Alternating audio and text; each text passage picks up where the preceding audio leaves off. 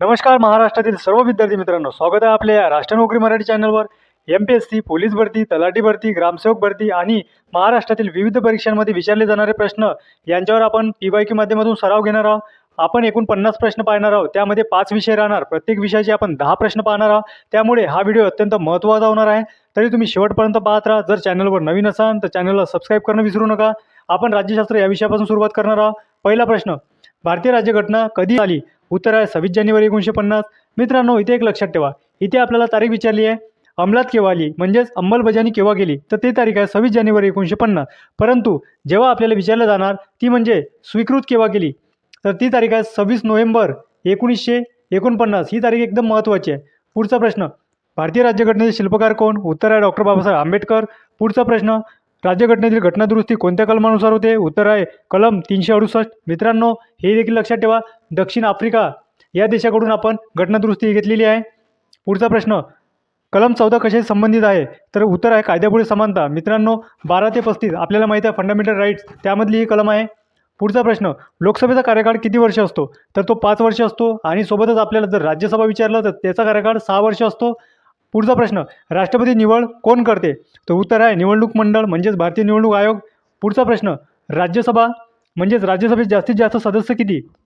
उत्तर आहे 250. पुढचा प्रश्न, मूलभूत कर्तव्य कोणत्या भागात आहे? उत्तर आहे भाग 4A, जो की 42वी घटनादुरुस्ती 1976 करण्यात आला आहे. इंदिरा गांधी यांच्या काळात यांच्यासाठी एक समिती स्थापन झाली होती, ती म्हणजे स्वर्णसिंग समिती. हे देखील महत्त्वाचं आहे.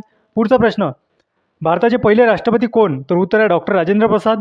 संविधान सभेचे अध्यक्ष कोण होते? उत्तर आहे डॉक्टर राजेंद्र प्रसाद. आता मित्रांनो, एक नोट डाऊन करा, हे माहिती आहे का 11 डिसेंबर या दिवशी कायमस्वरूपाचे अध्यक्ष होते. परंतु जेव्हा आपल्याला विचारलं अस्थायी अध्यक्ष, तर तेव्हा लक्षात ठेवायचं डॉक्टर सच्चिदानंद सिन्हा हे देखील होते. आता बघू आपण इतिहास याविषयी प्रश्न. तर पहिला प्रश्न, 1857चा उठाव कोठे सुरू झाला? उत्तर आहे मेरठ. मेरठ जे की UP या राज्यात येते. पुढचा प्रश्न, भारतीय राष्ट्रीय काँग्रेस स्थापना वर्ष, जे की 28 डिसेंबर 1885. हे देखील आपल्याला माहीत आहे. आणि आपल्याला अगर तारीख विचारली तर ते म्हणजे 28 डिसेंबर. हे नोट डाऊन करत चला. पुढचा प्रश्न, काँग्रेसचे संस्थापक कोण? तर AU ह्यूम आणि दादाभाई नौरोजी. हे देखील लक्षात ठेवा. त्यानंतर भारत छोडो आंदोलन वर्ष 1942. जर आपल्याला याची तारीख विचारली ती म्हणजे 9 ऑगस्ट. हे देखील लक्षात ठेवा. जालियनवाला बाग हत्याकांड कोणत्या वर्षी झाला आहे? तर बघा 1919. परंतु जर का आपल्याला आयोगाने तारीख विचारली तर तारीख आहे 13 एप्रिल आणि ठिकाण आहे पंजाब म्हणजेच अमृतसर. पुढचा प्रश्न, बंगालची फाळणी वर्ष तर 1905 आहे. जर आपल्याला गव्हर्नर विचारला तर ते कर्जन आहे. हे देखील लक्षात ठेवा. सायमन आयोग भारतात कधी आला? तर 1928 उत्तर आहे. पुढचा प्रश्न, पूर्ण स्वराज्य ठराव कधी? तर उत्तर आहे 1929 लाहोर अधिवेशन, ज्याचे अध्यक्ष पंडित जवाहरलाल नेहरू हे होते. पुढचा प्रश्न, रेग्युलेटिंग ॲक्ट कधी झाला? तर एक लक्षात ठेवा, हा पहिला रेग्युलेटिंग ॲक्ट आहे, जो की उत्तर आहे 1773. भारताचे पहिले गव्हर्नर जनरल कोण? तर उत्तर काय होणार आहे? Warren Hasting. परंतु विद्यार्थी मित्रांनो, हे उत्तर चुकीचं आहे, कारण वॉरेन हेस्टिंग हे 1773च्या रेग्युलेटिंग ॲक्टनुसार बंगालचे पहिले गव्हर्नर जनरल झाले होते.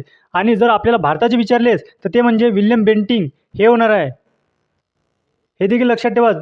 आता पाहूया मित्रांनो आपण भूगोल यामधले प्रश्न. तर पहिला प्रश्न, गंगा नदीचा उगम. उत्तर आहे गंगोत्री हिमनदी. दुसरा प्रश्न, महाराष्ट्रातील सर्वात लांब नदी, जे की आपल्या सर्वांना माहीत आहे गोदावरी. आता गोदावरीची लांबी जर विचारली महाराष्ट्रात तर ते 668 होणार आहे. त्र्यंबकेश्वर नाशिक येथे उगम पावते. पुढचा प्रश्न, भारतातील सर्वात उंच शिखर, जे की K2 आहे. आणि पुढचा प्रश्न, कृष्णा नदीचा उगम तर तो आहे महाबळेश्वर. पुढचा प्रश्न, नर्मदा नदी कोणत्या दिशेने वाहते? तर एक लक्षात ठेवा, नर्मदा नदी हे पश्चिमेस वाहते म्हणजेच पूर्वेकडून पश्चिमेकडे. सोबतच तापी नदी देखील महाराष्ट्रातील सर्वात मोठी पश्चिम वाहिनी नदी आहे. हे देखील लक्षात ठेवा. आणि नर्मदा ही भारतातील सर्वात मोठी पश्चिम वाहिनी नदी आहे. हे देखील लक्षात ठेवा. काळी माती कोणत्या पिकासाठी प्रसिद्ध आहे? तर आहे कापूस. अत्यंत महत्त्वाचा प्रश्न आहे हा. पुढचा प्रश्न, सह्याद्रीचे दुसरे नाव काय? तर उत्तर आहे पश्चिम घाट. उजनी धरण कोणत्या नदीवर आहे? तर भीमा नदीवर आहे.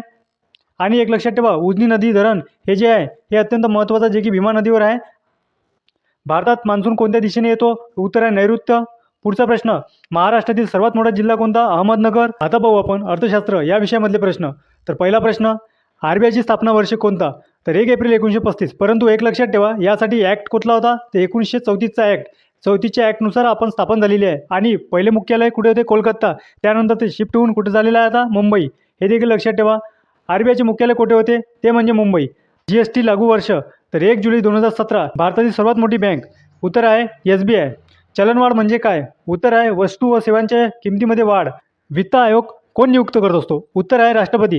राष्ट्रपती दर 5 वर्षाने वित्त आयोग म्हणजेच 280 कलम किती आहे 280 नुसार वित्त आयोग स्थापन करत असतो आणि त्याचा अहवाल संसदेसमोर राष्ट्रपतीच मांडत असतो. नाबार्ड स्थापना वर्ष तर उत्तर आहे 1982. जर मित्रांनो आपल्याला जी तारीख विचारली तर ते आहे 12 जुलै 1982. सोबतच जर आपल्याला शिफारस किंवा त्यासाठी समिती ते विचारली तर बी शिवरामन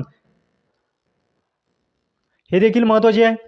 पुढचा प्रश्न, GDPचे पूर्ण नाव म्हणजेच ग्रॉस डोमेस्टिक प्रोडक्ट. मुद्रा योजना कोणासाठी? तर उत्तर आहे सूक्ष्म व लघु उद्योग. पुढचा प्रश्न, भारतात नोटा कोण जारी करतो? उत्तर आहे RBI. आता पाहूया आपण सामान्य विज्ञान यामधले प्रश्न. पाण्याचे सूत्र, उत्तर आहे H2O. रक्ताचा रंग लाल कशामुळे? तर उत्तर आहे हिमोग्लोबिनमुळे. गुरुत्वाकर्षण शोध कोणी लावला? उत्तर आहे आयझॅक न्यूटन. DNA चे पूर्ण नाव काय? डीऑक्झी रायबोन्यूक्लिक ॲसिड. पुन्हा प्रकाशाचा वेग 3×10⁸ मीटर पर सेकंद आहे. बलाचे SI एकक काय आहे? तर उत्तर आहे न्यूटन. मानवातील गुणसूत्रांची संख्या किती? उत्तर आहे 46. व्हिटॅमिन Cचे रासायनिक नाव काय? Ascorbic acid. सर्वात मोठा ग्रह कोणता? उत्तर आहे गुरु. पुढचा प्रश्न, मानवी शरीरातील सर्वात मोठी ग्रंथी? तर उत्तर आहे यकृत. आता इथेच थांबूया आणि अशाच प्रकारच्या व्हिडिओसाठी आपल्या चॅनलला लाईक शेअर सबस्क्राईब करणं विसरू नका. सोबत बेल आयकॉन ऑन करा जेणेकरून नवीन व्हिडिओची नोटिफिकेशन तुमच्यापर्यंत योग्यरित्या पोहोचणार. भेटूया पुढच्या व्हिडिओत. धन्यवाद.